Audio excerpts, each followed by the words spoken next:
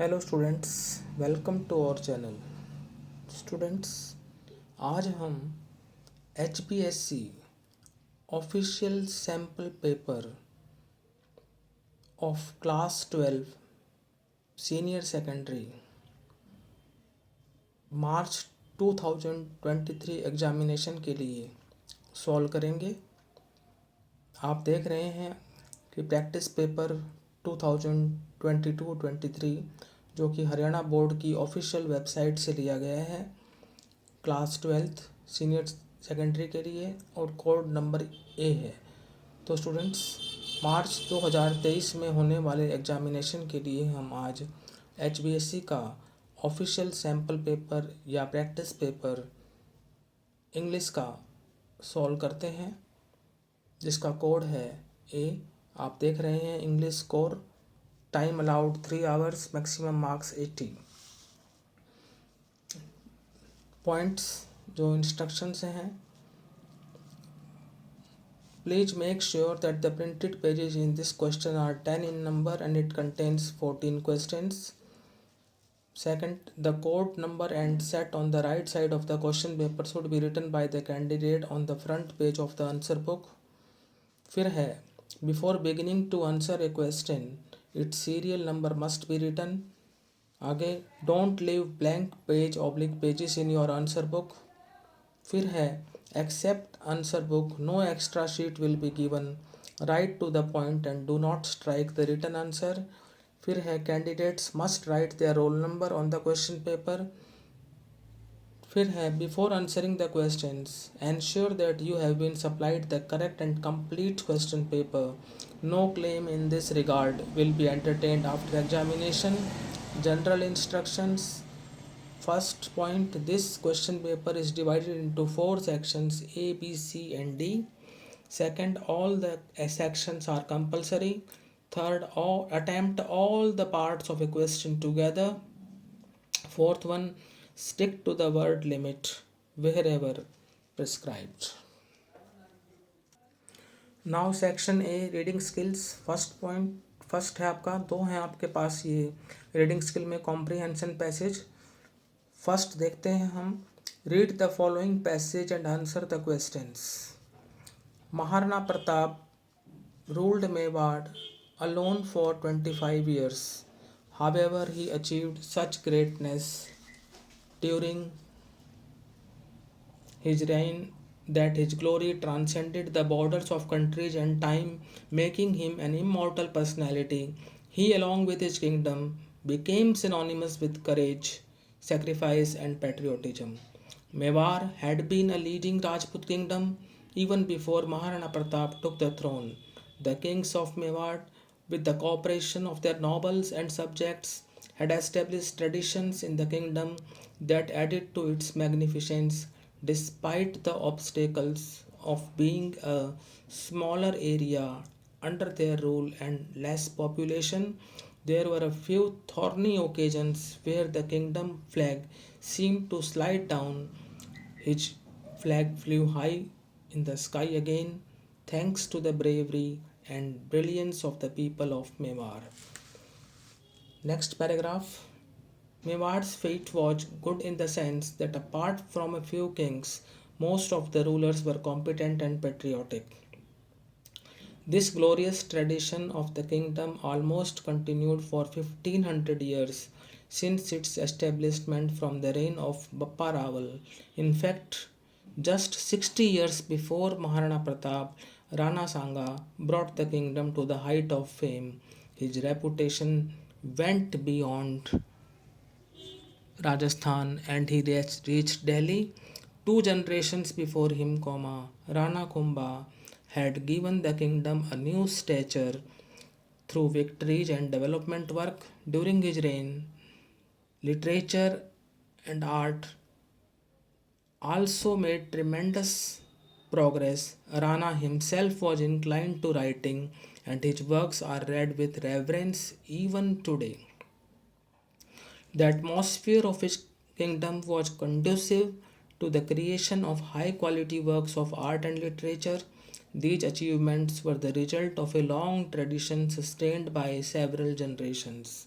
The lives of the Mewar people must have been peaceful and prosperous for a long period of time, otherwise, such an extraordinary achievement in these fields would not have been possible. This is reflected in his art and literature as well as his loving nature. They make up for the lack of an admirable physique by his firm but pleasant nature. The atmosphere of Mewat remains charming thanks to the cheerful and liberal character of its people. तो students, ये जो paragraph है ये महाराणा प्रताप से related है। उनके बारे में हमने यहाँ पर पढ़ा है कि भाई उन्होंने जो मेवाड़ में जो है 25 सालों तक जो है शासन किया था। तो मेवाड़ ने कैसे तरक्की की, मेवाड़ के लोगों के बारे में बताया गया है। तो अब हम इससे संबंधित जो क्वेश्चंस हैं वो जो है सॉल्व करते हैं। क्वेश्चंस, फर्स्ट क्वेश्चन है, difficulties in the way of Mewar were a lack of cooperation of the nobility, B. Ancient traditions of the kingdom, C. Its small area and small population, D. The poverty of the subjects। तो students, Mewar के रास्ते में जो कठिनाइयाँ थी वो ये थी, आपने पढ़ा भी है कि भाई इसका जो स्मॉल एरिया और स्मॉल पॉपुलेशन जो है वो यहाँ पर आप देख सकते हैं। फर्स्ट पैराग्राफ में जो है लास्ट में जो है सेकंड थर्ड लाइन में आप देख सकते हैं कि having a smaller area under their rule and less population ये लिखा हुआ है। तो आंसर इसका होगा option C, it's small area and small population. अब चलते हैं क्वेश्चन नंबर 2 पर। Maharana Pratap became immortal because, Maharana Pratap अमर हो गए क्यों? कि A, he ruled Mewar for 25 years, B. he added a lot of grandeur to Mewar, C. of his valor, sacrifice and patriotism, D. both A and B। तो students इसका right answer होगा option B, he added a lot of grandeur to Mewar. उन्होंने मेवाड़ को जो है काफ़ी मतलब शानो शौकत और काफ़ी भव्य जो है बनाया। मेवाड़ की में बहुत ज़्यादा उसने योगदान दिया महाराणा प्रताप जी ने।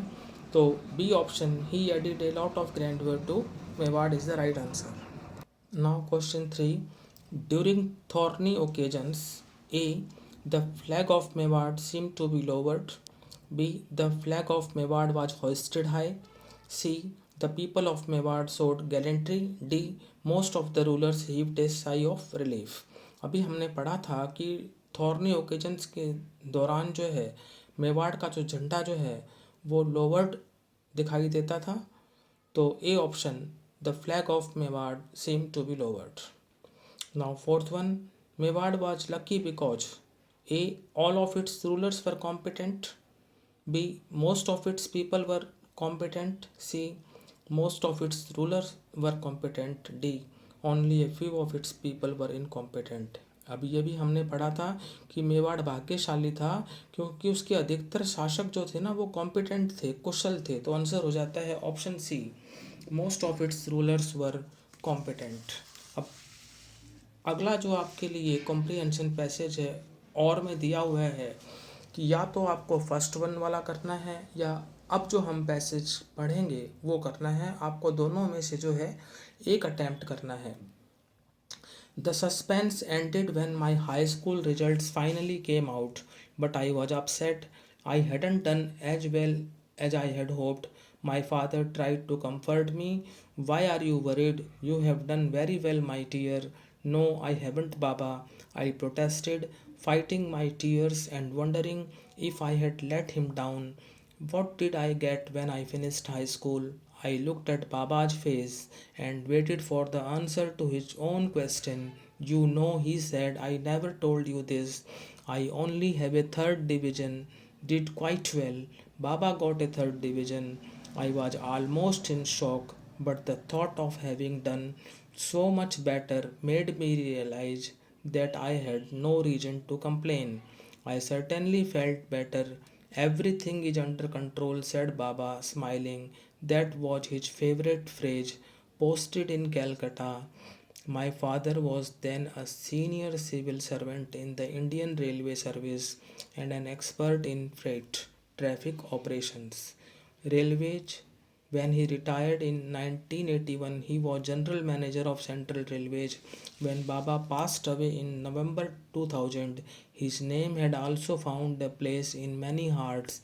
He was open, easy to get to know, and full of life. We were very close, but I had a lot more to learn about him than a lot of things I came to know after his death. Paragraph second. In September 2000, he was in the hospital for cancer treatment and had only 2 months to live. When he found out, his reaction was extremely rational. He asked me to find files in his closet so he could explain the details of my mother's pension. He also dictated her will from his hospital bed. It's all under control. After Baba's death, Satish, our former family servant, was heartbroken. We tried to cheer him up. Your Baba had scolded me only once in all these years, he yelled. Satish pointed to the watch on his left hand. He was late for work, and everyone in the family was complaining. Satish said, then one day your Baba gave me this watch and said, now that you have a watch, you can't be late. That was the scolding Satish received. On the fourth day, after Baba's death, my sister and I had to perform a ceremony. As several relatives were expected, we decided to order lunch from a caterer in our town, famous for its homemade food. But when we went to pay the owner, we got a surprise. He refused to accept money. When I wanted to start my catering business, it was your father who lent me money, he told us. It seems that Baba had never asked him. Now, after 4 or 5 years, the catering company wanted to pay off that debt. Of course, we made him accept full payment for the excellent food and service. It was Baba's gift and must remain so, I told him. A few days later, there was more information as we prepared for the main ceremony. Vikram, my brother took me to the local market. Recognizing our car, the parking attendant in his 20s came running up to us and asked why he hadn't seen his own owner in a long time. We had to break the news to him, and to our surprise, he started crying. We were really surprised by this reaction from a stranger until the man told us that Baba used to pay his daughter's school fees and buy her books. Apparently, it was on my father's advice that he even started sending the boy to school. More than 3 years after Baba's death, while going through Baba's personal belongings, we found an old file with Baba's certificates and found among them, his high school diploma from 1937, the one he had told me some 30 years before about the third division that had not made any difference in his life or career. He had made me see beyond mere grades and first classes as the main path to success. But there was one more fact. In fact, Baba had achieved a first division, a rare achievement in his time. Today, years after his passing, when I think of Baba, I see a man who was able to sympathize with others so easily and touch their lives in such a special way. Now questions related to comprehension passage हम पढ़ चुके हैं. अब हम इसके questions जो हैं solve करते हैं. पहला क्वेश्चन है, why was the narrator in tears when her school results came out. Narrator's की आंखों में आंसू क्यों आ गए जब स्कूल का रिजल्ट आया. A, she did better than she expected. B, she did not do as expected. C, her Baba had not done well. D, her Baba had done better than her. तो स्टूडेंट इसका राइट आंसर है option B, she did not do as expected. Now coming to question number 2. On knowing the result how did the narrator's father react. Result को जानने पर narrator के father ने क्या प्रतिक्रिया दी. A. He scolded her. B. He beat her. C. He consoled her. D. He made fun of her. तो right answer होगा इसका ऑप्शन सी, ही कंसोल्ड हर, उसने उसे सांत्वना दी। थर्ड क्वेश्चन पर चलते हैं। Why did the narrator say that she had nothing to complain? Narrator ने ये क्यों कहा कि उसको कोई शिकायत नहीं है? A. She had done better than her father. B. She had done as well as her father. C. She had topped in her school. D. She had not worked hard at all. तो इसका right answer होगा option A, she had done better than her father, उसने अपने पिता से बेहतर किया था। Now fourth one, choose the option that is not correct. उस ऑप्शन को चुनें जो सही नहीं है। A. Baba was a senior official in the Indian Railway Service. B. Baba was to become a director with the Railway Board. C. Baba was the general manager of the Central Railways. D. Baba had got a third division in high school. तो students, जो option जो correct नहीं है वो है Baba had got a third division in high school. D option यहाँ पर आपका आंसर होगा। Now question number 2, read the following passage carefully, make notes on it using headings and sub headings, supply an appropriate title also. The small village of Somnathpur contains an extraordinary temple built around 1268 AD by the Hoysalas of Karnataka, one of the most prolific temple builders. Belur and Helbit are among their better known works. While this suffered during the invasions of the 14th century, the Somnathpur temple stands more or less intact in near original condition. This small temple captivates the beauty and vitality of its detailed sculpture, covering almost every inch of the walls, pillars, and even ceilings. It has three shikaras and stands on a star-shaped, raised platform with 24 edges. The outer walls have a profusion of detailed carvings, the entire surface run over by carved plaques of stone. There were vertical panels covered by exquisite figures of gods and goddesses, with many incarnations being depicted. There were nymphs too, some carrying an ear of maize, a symbol of plenty and prosperity. The elaborate ornamentation, the very characteristic of Hoysala sculptures, was a remarkable feature on closer look, and it is worth it. The series of phrases on the outer walls revealed intricately carved capricent covered decorative cloth। जो word कैप्रिजेंट है उसका meaning होता है covered decorative cloth, elephants, charging horseman, stylised flowers, warriors, musicians, crocodiles and swans. The temple was actually commissioned by Soma Dandanayaka or Somnath. He named the village after himself, the minister of Hoysala king Narasimha III. Next paragraph. The temple was built to house three versions of Krishna. The inner center of the temple was the Kalyana Mandapa.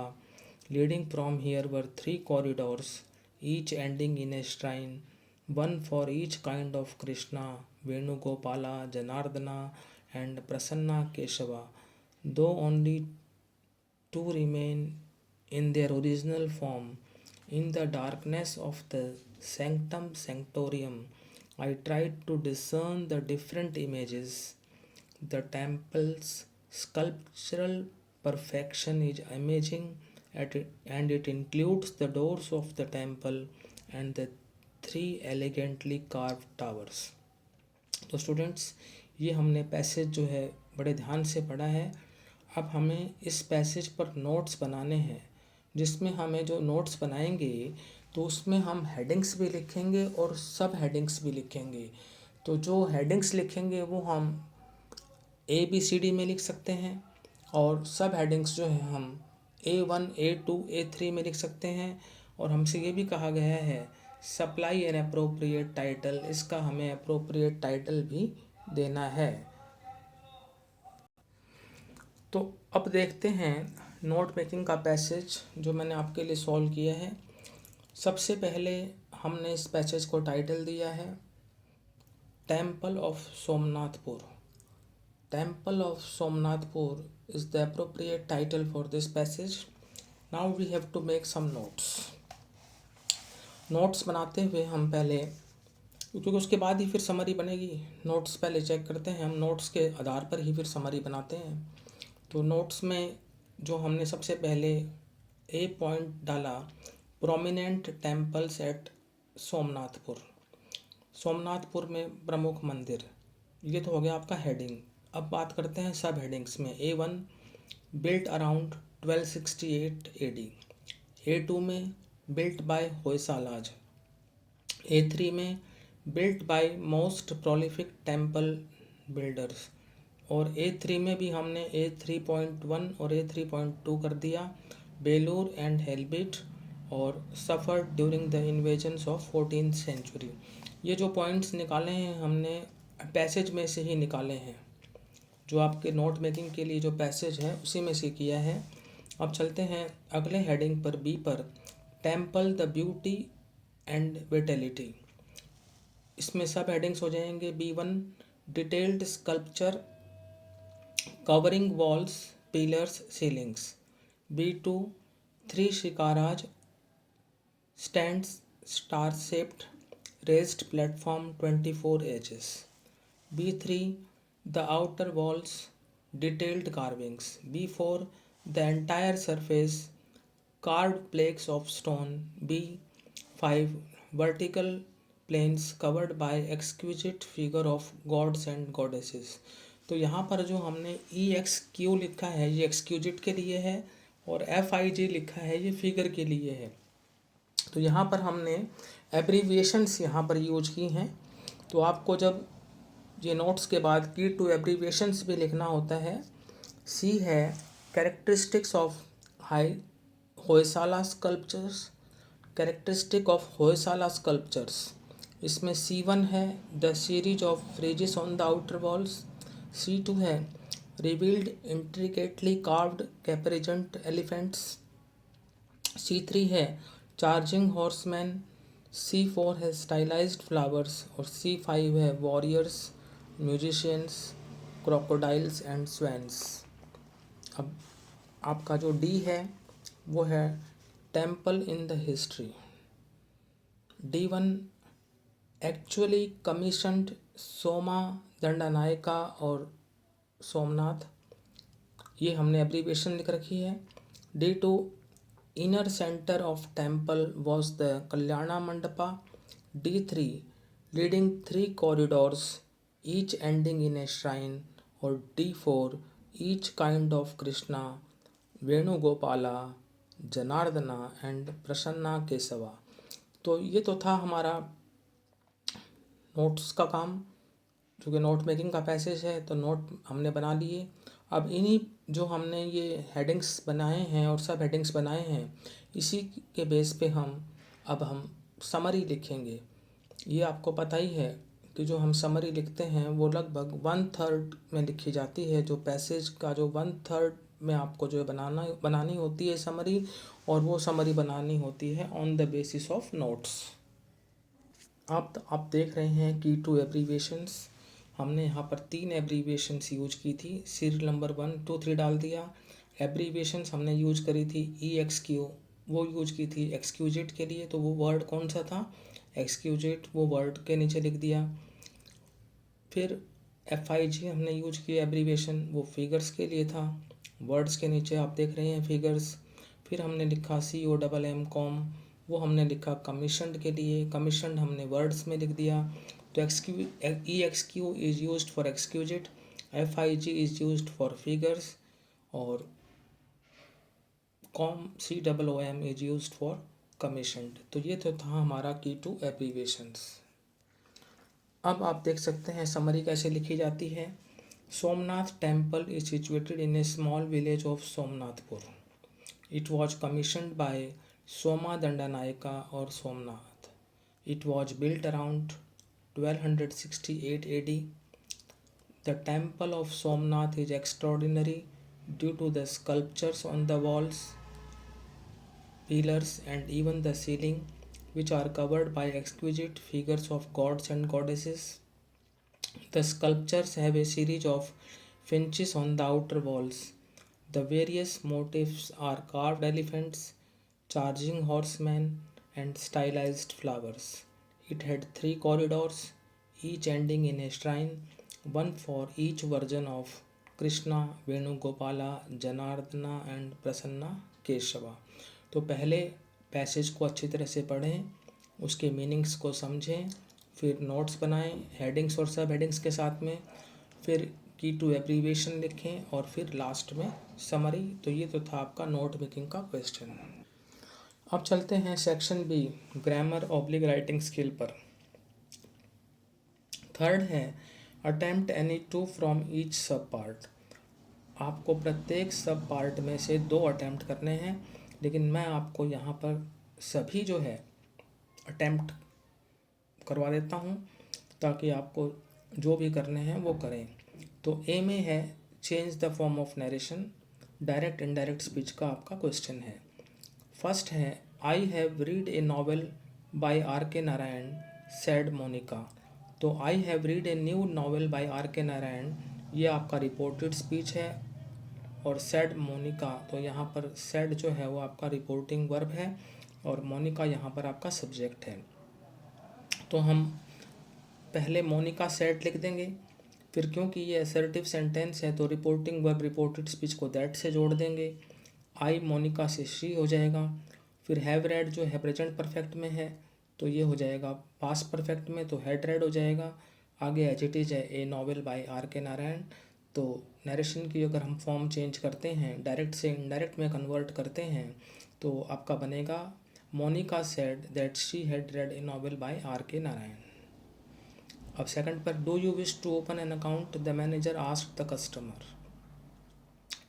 तो ये interrogative sentence है, तो the manager asked the customer से start करेंगे। Do आपका helping verb है reported speech में, तो रिपोर्टिंग वर्ब रिपोर्टेड स्पीच को जोड़ने के लिए इफ़ लगाएंगे। फिर यू जो है ये सेकंड पर्सन का प्रोनाउन है, ऑब्जेक्ट से चेंज होगा। यू को अगर हम कस्टमर से चेंज करते हैं तो फिर ही हो जाएगा।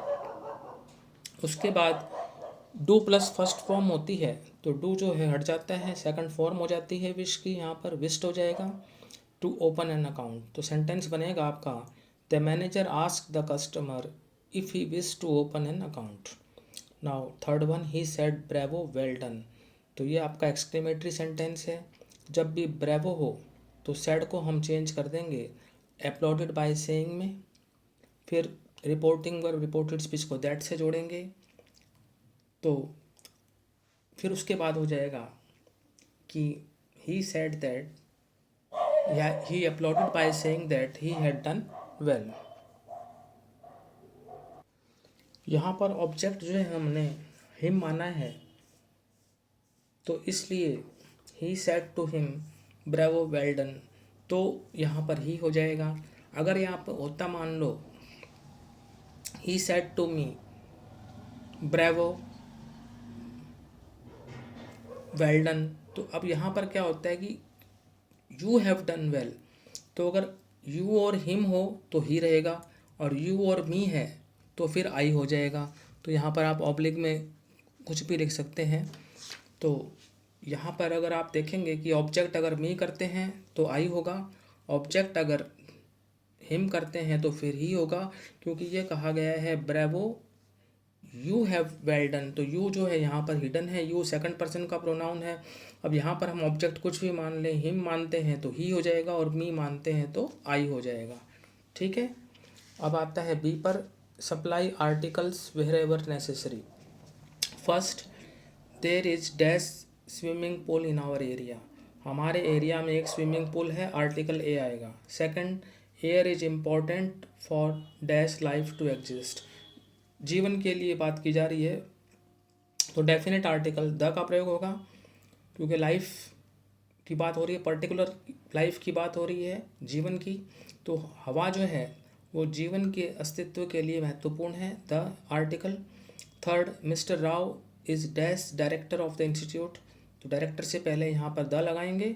Mister Rao is the director of the institute, तो पहले में ए, सेकंड में द और थर्ड में भी द। अब चलते हैं सी पर। Fill in the blanks with suitable modal auxiliary. First है I am sure that the principal dash be in his room. Might और मस्ट आपको दे रखे हैं, तो यहाँ पर क्योंकि बात हो रही है सर्टेनिटी की, तो सर्टेनिटी के लिए हम मस्ट यूज करते हैं। I am sure that the principal must be in his room, तो यहाँ पर मस्ट आएगा। सेकंड है if we request her she dash give a lift. यदि हम उससे प्रार्थना करते हैं तो वह हमें लिफ्ट दे सकती है, तो यहाँ पर कंपल्सन नहीं है, कोई मस्ट नहीं आ सकता। संभावना की बात हो रही है कि वो लिफ्ट दे भी दे या ना भी दे, तो माइट का प्रयोग करेंगे। If we request her she might give a lift, तो लिफ्ट देने की पॉसिबिलिटी है, तो पॉसिबिलिटी के लिए यहाँ पर माइट का यूज हुआ है। आगे चलते हैं थर्ड वन पर। She expects that her son dash return. May और कैन दे रखे हैं, पॉसिबिलिटी की बात हो रही है, उम्मीद की, आशा की कि उसका बेटा वापस आ सकता है, तो ऐसी स्थिति में हम मे का यूज करते हैं। She expects that her son may return. अब चलते हैं डी पर। Use the correct form of the verb given in the brackets. First, more than one dash absent today was oblique were. More man than one dash absent today, तो more man than one यानी एक से ज़्यादा, तो plural आपका जो है verb हो जाएगा were. More man than one were absent today. Second, what evidence are these acts. These acts से हम लेंगे वर्ब को, तो दीज एक्ट्स के साथ जो है आर आएगा, क्योंकि एविडेंस जो है यहाँ पर ऑब्जेक्ट हो जाता है। What evidence are these acts. फिर थर्ड है neither of the two boys dash done it, has और हैव। दोनों में से किसी लड़के ने जो है इसे नहीं किया, तो दोनों में से किसी एक की बात हो रही है, दोनों में से किसी ने भी। नाइदर ऑफ द मतलब तो एक एक करके बात हो रही है, तो यहाँ पर जो है आप सिंगुलर वर्ब लगाएंगे has. Neither of the two boys has done it. Now change the voice. I do not know the answer. मुझे आंसर नहीं पता, तो आई सब्जेक्ट है और द आंसर आपका ऑब्जेक्ट है। द आंसर को हम सब्जेक्ट बना देंगे। फिर डू नॉट नो है, प्रेजेंट इंडेफिनिट टेंस है, तो इज एम आर का प्रयोग होगा पैसिव में, इज़ नॉट नोन हो जाएगा, और नोन के बाद बाई नहीं लगता, हमेशा टू लगता है। अगर आप the answer is not known by me कर देते हैं तो आपका रॉन्ग हो जाएगा। डू नॉट नो था तो इज़ नॉट नोन कर दिया, क्योंकि जब भी जो है नेगेटिव सेंटेंस होता है इस तरह से डू नॉट या डज नॉट, तो फिर हम इज एम आर का प्रयोग करते हैं। फिर नॉट तो है ही, नो की थर्ड फॉर्म नोन, और फिर to me. The answer is not known to me. अगला है I would like someone to help me. तो यहाँ पर सम वन जो है आपका ऑब्जेक्ट था, उसको सब्जेक्ट बना दिया। फिर वुड लाइक था तो वुड बी लाइक्ड हो गया, क्योंकि फ्यूचर इंडेफिनिट की तरह से हम इसको यूज करेंगे। फिर आई का जो है मी हो जाएगा, तो by me to help me. I would like someone to help me का पैसिव वॉइस होगा, someone would be liked by me to help me. Now third one, the jug contains water. Jug में जो है पानी है, तो the जग आपका subject है, वाटर आपका ऑब्जेक्ट है। वाटर को सब्जेक्ट बना देंगे, और फिर कंटेन्स क्योंकि प्रेजेंट इंडेफिनिट टेंस है, तो वही मैंने बताया कि is am are plus verb की थर्ड फॉर्म, तो वाटर के साथ ही जाएगा इज कंटेंट। और ये ध्यान रखना है कि कंटेंट के बाद आप कभी भी बाई नहीं लगाते, इन लगाते हैं। ये याद रखने की चीज़ें हैं कि नॉन के साथ टू और कंटेंट के साथ इन, और फिर द जग जो सब्जेक्ट था उसको हमने ऑब्जेक्ट बना दिया। आपका आंसर हो गया water is contained in the जग। अब चलते हैं क्वेश्चन नंबर 4 की तरफ। Attempt any two of the following. आपको निम्नलिखित में से कोई भी दो करने हैं। ए में है design A poster creating awareness about cyber safety. आपको जो है एक पोस्टर डिजाइन करना है साइबर सेफ्टी के बारे में जागरूकता उत्पन्न करने के लिए।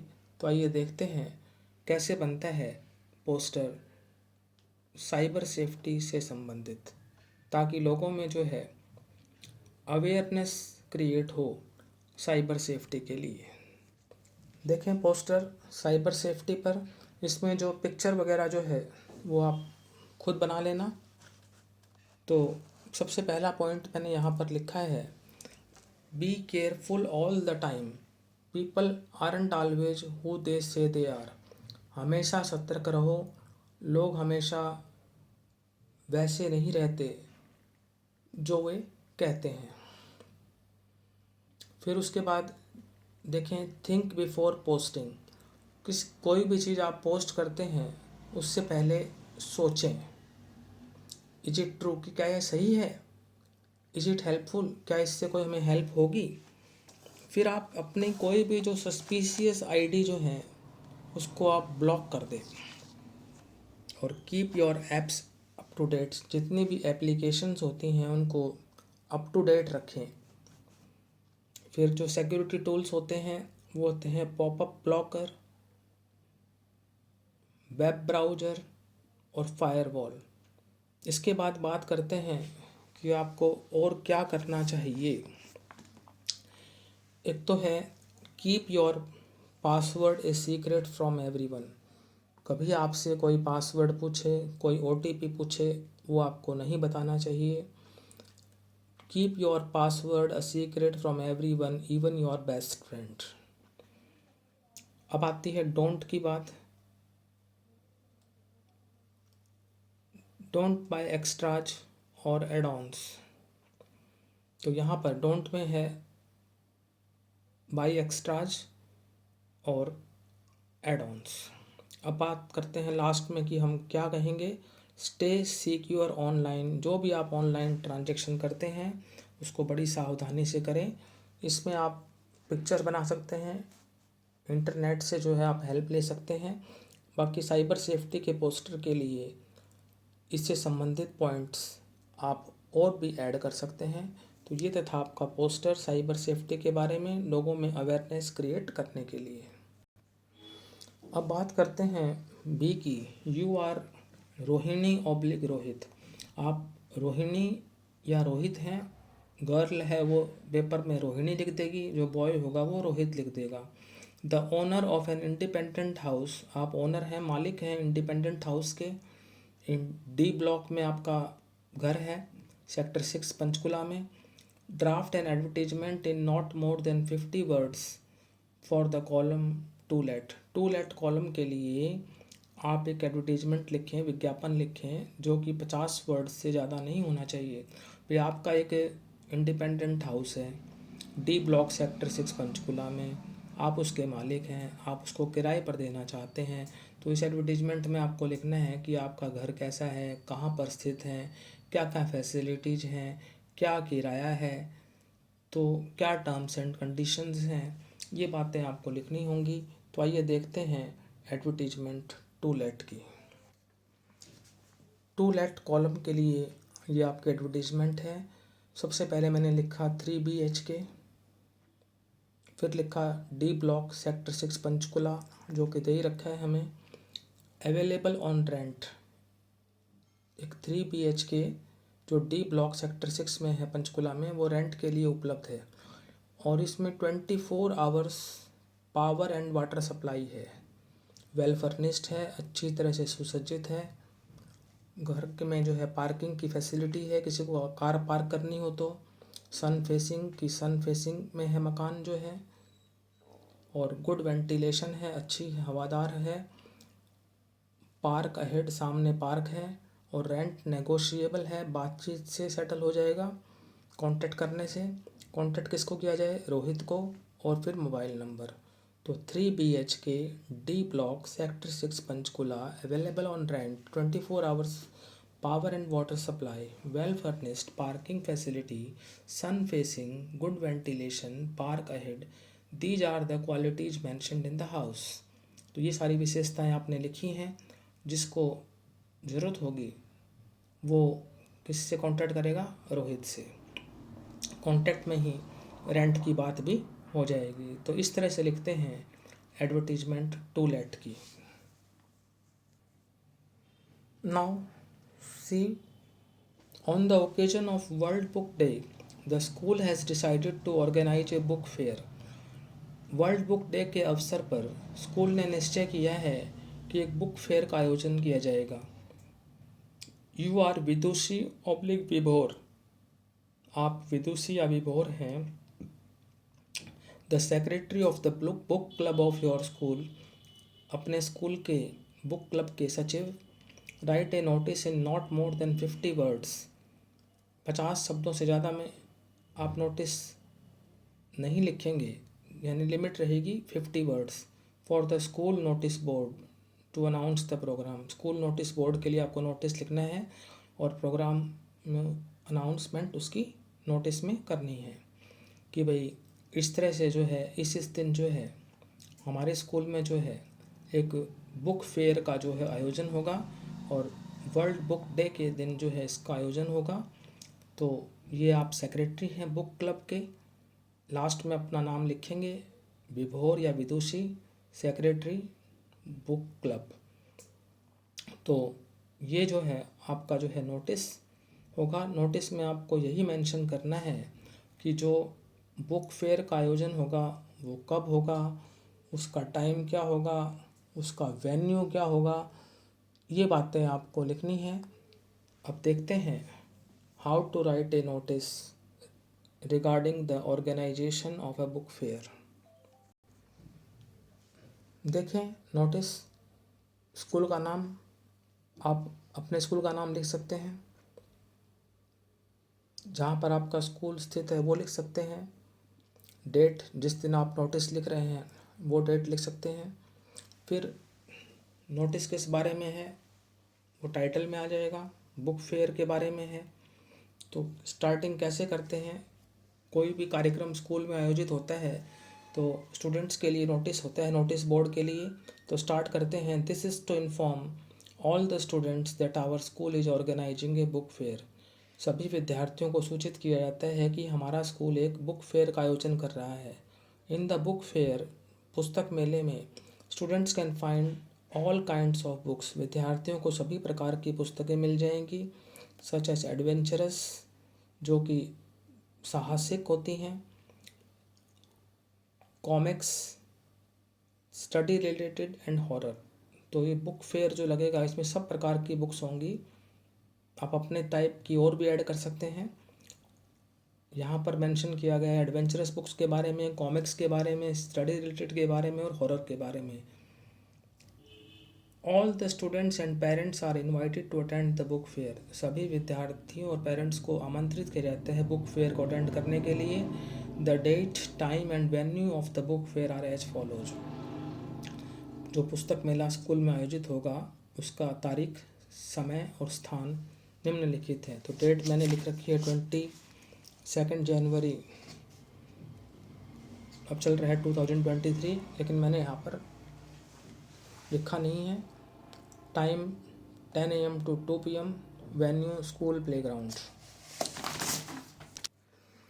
For any further details please contact the undersigned, किसी को और कोई डिटेल्स चाहिए तो वो अंडरसाइंड से कांटेक्ट कर ले। अंडरसाइंड का मतलब होता है कि जिसने ये नोटिस लिखा है वो अपने नीचे नाम देता है, उससे कांटेक्ट कर लें, यानी विभोर से या विदुषी से कांटेक्ट कर लें। उसके बाद वो लिखेगा, अभी मैं सेक्रेटरी है तो वो अपना पद का नाम लिख देगा और बुक क्लब। तो इस तरह से जो है ये आप बुक फेयर का नोटिस लिखेंगे। अब अपनी लैंग्वेज में इसको लिख सकते हैं। इसके बाद है question 5, attempt any one of the following. आपको दोनों में से जो है एक को अटेम्प्ट करना है। ए है right a paragraph of about 100 words on freedom of speech, जो भाषण की जो है स्वतंत्रता है, बोलने की जो स्वतंत्रता है, उस पर आपको एक 100 वर्ड्स में जो है पैराग्राफ लिखना है, फ्रीडम ऑफ स्पीच पर। तो ये जो है फ्रीडम ऑफ स्पीच पर मैंने पैराग्राफ जो है लिखा है, इसको आप अपनी लैंग्वेज में लिख सकते हैं। Freedom of speech allows the people of our country to express themselves. जो फ्रीडम ऑफ स्पीच होती है वो हमारे देश के लोगों को अलाउ करती है कि वो अपने आप को अभिव्यक्त कर सकें। It also allows to share their ideas, views and opinions openly. Freedom of speech allow करती है कि जो हमारे नागरिक हैं वो अपने आइडियाज, व्यूज और ओपिनियंस, जो उनके विचार और राय हैं, उसको खुले रूप में व्यक्त कर सकें। एज ए कॉन्सिक्वेंस, परिणाम स्वरूप, the public and the media can comment on any political activity. जो पब्लिक है, जनता है, और जो मीडिया है वो किसी भी राजनीतिक गतिविधि पर टिप्पणी कर सकती है। They can also express their dissent. वे अपना विरोध भी व्यक्त कर सकते हैं टूवर्ड्स एनीथिंग, किसी भी चीज़ के प्रति, they think is not appropriate, वे सोचते हैं कि उचित नहीं है। Various other countries to provide freedom of speech to their citizens. बहुत सारे अन्य देश भी अपने नागरिकों को फ्रीडम ऑफ स्पीच प्रदान करते हैं, but they have some limitations, लेकिन उनकी कुछ सीमाएं होती हैं। Different countries have different restrictions on their citizens. अलग अलग देशों के जो में अलग अलग जो है प्रतिबंध हैं या सीमाएं हैं नागरिकों पर फ्रीडम ऑफ स्पीच के बारे में। Every democratic country provides it's citizens this freedom. प्रत्येक जो प्रजातांत्रिक देश है वो अपने जो नागरिक हैं उनको ये स्वतंत्रता प्रदान करता है। The same is guaranteed by the constitution of India too. भारत का जो संविधान है वो भी इस चीज़ को गारंटी करता है, फ्रीडम ऑफ स्पीच को। Irrespective of gender, religion, caste और creed, freedom of speech is guaranteed. चाहे कोई भी धर्म, जाति, लिंग हो, फ्रीडम ऑफ स्पीच गारंटेड होती है। The values of democracy in a country are defined by this guaranteed fundamental freedom. प्रजातंत्र के जो मूल्य हैं किसी देश में वो इस गारंटेड फंडामेंटल फ्रीडम के द्वारा परिभाषित होते हैं।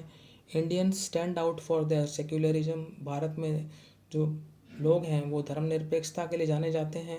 And for spreading democratic values across the world. और सारे संसार में जो है प्रजातांत्रिक मूल्यों को प्रचार प्रसार के लिए।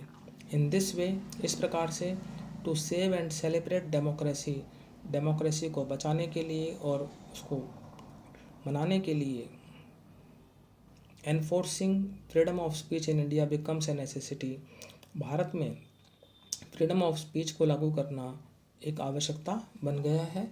तो ये तो था फ्रीडम ऑफ स्पीच पर पैराग्राफ। इसके बाद बी में है, you are Ankit, Ankita, you participated in a career counselling programme organised by Careers. Write a report of the programme in about 150 to 200 words.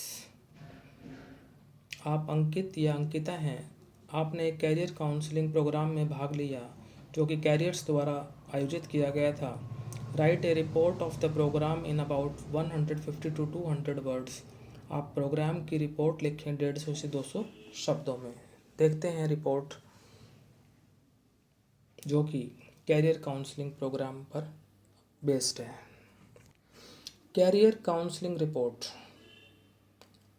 Gurgaon, 20 जनवरी 2023 है, लेकिन मैंने जो है 2023 के बजाय क्रॉस कर दिया है ताकि ईयर कुछ भी हो सकता है। Careers organised a career counselling programme to help students comprehend the various fields. Careers ने जो है एक जो है कैरियर काउंसलिंग प्रोग्राम का आयोजन किया to help students comprehend the various fields, ताकि विद्यार्थी जो हैं विभिन्न फील्ड्स को समझ सकें।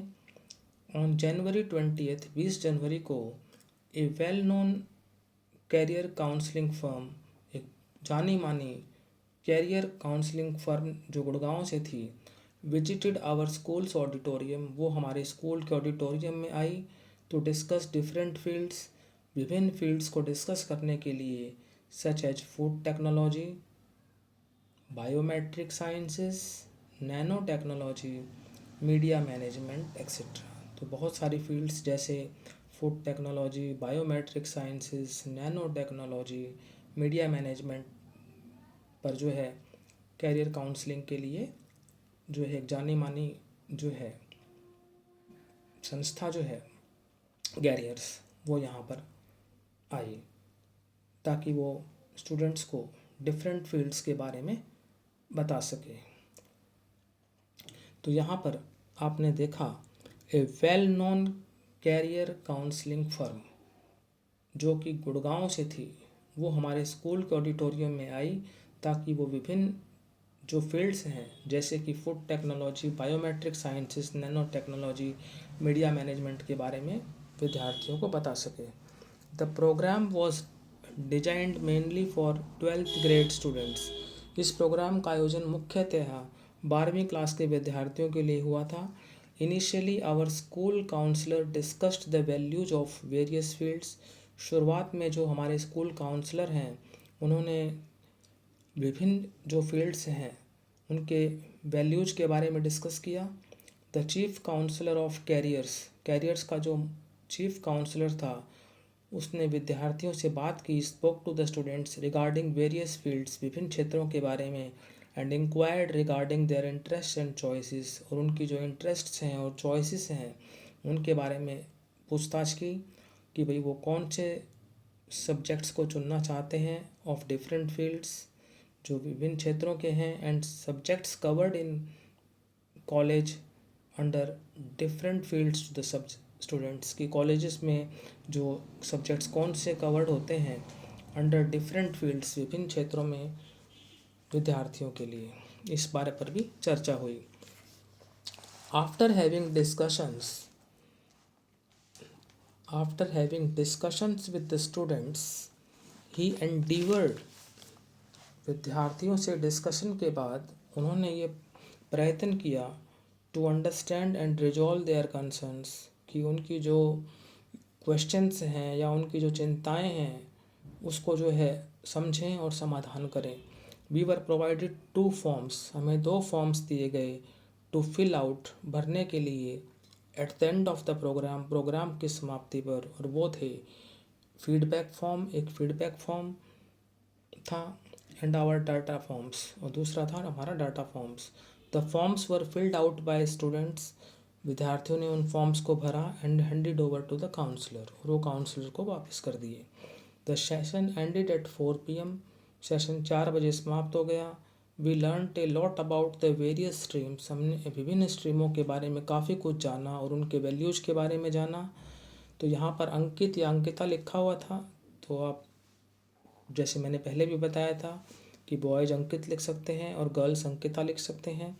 क्लास 12 साइंस नॉन मेडिकल, तो अंकित ने जो है पार्टिसिपेट किया था इस कैरियर काउंसलिंग प्रोग्राम में, तो उसने ये रिपोर्ट लिखी है कि ये जो कैरियर काउंसलिंग प्रोग्राम हुआ उसमें क्या क्या हुआ। तो इस तरह से ये रिपोर्ट लिखी जाती है। अब आगे बढ़ते हैं। अब हमारा राइटिंग स्किल का ये लास्ट क्वेश्चन है। इस वीडियो में हम इतना ही सॉल्व करेंगे। इसके बाद हमारे जो सेक्शन सी और सेक्शन डी रह जाते हैं उनको हम नेक्स्ट वीडियो में करेंगे, क्योंकि वीडियो काफ़ी लंबा हो जाता है। क्वेश्चन नंबर 6 है, you think that there should be moral education in schools. आप सोचते हैं कि विद्यालयों में जो है नैतिक शिक्षा होनी चाहिए। Write a letter to the editor of a newspaper, एक न्यूज़पेपर के एडिटर को लेटर लिखें, stressing the need of introducing moral education in schools, की विद्यालयों में जो है नैतिक शिक्षा को इंट्रोड्यूस करने की काफ़ी ज़्यादा आवश्यकता है। इस चीज़ पर जोर देते हुए आपको जो है लेटर लिखना है एडिटर ऑफ अ न्यूज़पेपर को। आप किसी भी न्यूज़पेपर के एडिटर को जो है ये लेटर लिख सकते हैं। तो आज के वीडियो का हमारा ये लास्ट लेटर हम देख लेते हैं। बाकी जो फिर सेक्शन सी और सेक्शन डी बचते हैं उसको हम नेक्स्ट वीडियो में करेंगे। देखते हैं letter to the editor regarding stressing the need of introducing moral education in schools. सबसे पहले अपना एड्रेस लिखा जाता है। मैंने लिखा है 82 द मॉल अम्बाला, मतलब जहाँ आप रह रहे हैं अपना एड्रेस, सेल्फ एड्रेस। उसके बाद डेट, जैसे एग्जांपल में लिखी है मैंने जनवरी 15, 2023 की जगह मैंने जो है 2 क्रॉस लगा दिए। उसके बाद ये लेटर लिख रहा हूँ मैं to the editor the Tribune Chandigarh. Tribune newspaper जो है वो चंडीगढ़ से भी प्रकाशित होता है। तो एडिटर द ट्रिब्यून न्यूज़पेपर के और एड्रेस चंडीगढ़। सब्जेक्ट क्या है? Stressing the need of introducing moral education in schools. Schools में मॉरल एजुकेशन को इंट्रोड्यूस करने पर जोर देते हुए। फिर रिस्पेक्टेड सर आगे है, this is to draw your attention towards the need of introducing moral education in schools. ये लेटर इसलिए लिखा जाता है कि आपका ध्यान जो है स्कूल्स में मॉरल एजुकेशन नैतिक शिक्षा को इंट्रोड्यूस करने की तरफ दिलाया जा सके। यानी स्कूल्स में जो है मॉरल एजुकेशन की जो आवश्यकता है उसके बारे में ये लेटर जो है लिखा जा रहा है कि भाई स्कूल्स में जो है नीड है मॉरल एजुकेशन को इंट्रोड्यूस करने की। नेक्स्ट है, moral education means teaching of values to students. Moral education का अर्थ है कि भाई स्टूडेंट्स को जो है वैल्यूज़ को सिखाना रिगार्डिंग अप्रोप्रिएट बिहेवियर्स, उचित व्यवहार से संबंधित, कि भाई स्टूडेंट्स जो हैं वो अप्रोप्रिएट बिहेवियर करें। It is teaching them how to conduct themselves. ये टीचिंग है किस्म से मॉरल एजुकेशन कि वो कैसे कंडक्ट करें अपने आप को, taking into account our moral values, हमारे जो नैतिक मूल्य हैं उनको ध्यान में रखते हुए। Keeping in mind the violence spread in school, कि आजकल कई बार स्कूलों में वायलेंस भी हो जाती है और कॉलेजेस में भी हो जाती है। Imparting right moral values to students is a necessity. विद्यार्थियों को जो है सही जो नैतिक मूल्य हैं उनको प्रदान करना आवश्यकता हो गई है। Moral values are values that assist us. Moral values वो वैल्यूज हैं जो हमारी मदद करती हैं, हमारा मार्गदर्शन करती हैं to live our life as per the principle of protecting lives, कि हम अपना जीवन जो है जो लाइव्स हैं उनको प्रोटेक्ट करने के प्रिंसिपल के अनुसार जिए। नेक्स्ट है, we have to consider both our self and others. हमें अपने आप को भी समझना होगा और दूसरों को भी। Living a life filled with moral values enhances our life. एक ऐसा जीवन जीना जो मॉरल वैल्यूज से भरा हुआ है वो हमारे जीवन को एनहेंस कर देता है, यानी बढ़ोतरी कर देता है। सच मॉरल वैल्यूज आर चैरिटी। ऐसी जो मॉरल वैल्यूज हैं वो चैरिटी होती है, लव होता है प्यार, काइंडनेस होती है, सेल्फ रिस्पेक्ट होता है, आत्मसम्मान होता है, and behaving nicely with others, और दूसरों के साथ अच्छा व्यवहार होता है। दस इस प्रकार I request you to either publish this letter in your newspaper, कि भाई आप अपने जो है न्यूज़पेपर में इस लेटर को पब्लिश करें, so that the government and authorities look into the matter of introducing moral education in schools on a serious note. कि आप जो है मेरे इस लेटर से जो है गवर्नमेंट और अथॉरिटीज़ का ध्यान दिलाएं कि वो इस मैटर को सीरियसली लुक करें कि भाई स्कूलों में जो है मॉरल एजुकेशन को इंट्रोड्यूस किया जाए। तो वैसे भी आज के समय में जो है आपको पता ही है कि स्कूल्स में जो है मॉरल एजुकेशन को इंट्रोड्यूस करना बहुत ही अच्छा है, ताकि बच्चों में जो है नैतिक मूल्यों का जो विकास हो सके। तो इस तरह से आप लेटर लिख सकते हैं, stressing the need of introducing moral education in schools, last में अपना नाम और क्लास, जैसे मैंने लिखा है अमित क्लास 12। तो ये तो था आपका letter to the editor regarding introduction of moral education in schools. तो ये जो सैम्पल पेपर है क्लास 12 का कोड ए, इसके हमने सेक्शन ए और बी कर लिए हैं। सेक्शन सी और डी जो है हम नेक्स्ट वीडियो में करेंगे। तो यदि आपको हमारा ये वीडियो जो है पसंद आया है तो आप इस वीडियो को लाइक करें, शेयर करें और चैनल को सब्सक्राइब करें। हम आगे भी जो है आपके लिए इस तरह के जो वीडियोज हैं सैम्पल पेपर्स इंग्लिश के, जो क्लास 12 के भी कोड ए और कोड बी, और क्लास 10 के भी जो हैं कोड ए और बी जो हैं वो लेकर आएंगे। अब आपने देखा है कि हमने जो section A comprehension passage solve किया, हमने उसमें नोट मेकिंग भी सॉल्व किया। इसके बाद जो ग्रामर थी वो भी हमने सॉल्व की सेक्शन बी में। और राइटिंग स्किल भी, जिसमें हमने देखा पोस्टर को, हमने देखा एडवर्टीजमेंट को, हमने देखा नोटिस को, पैराग्राफ को, रिपोर्ट को और लेटर को। तो बहुत सारी चीज़ें जो हैं हमने सॉल्व की। आगे मिलते हैं स्टूडेंट्स नेक्स्ट वीडियो में। Thank you.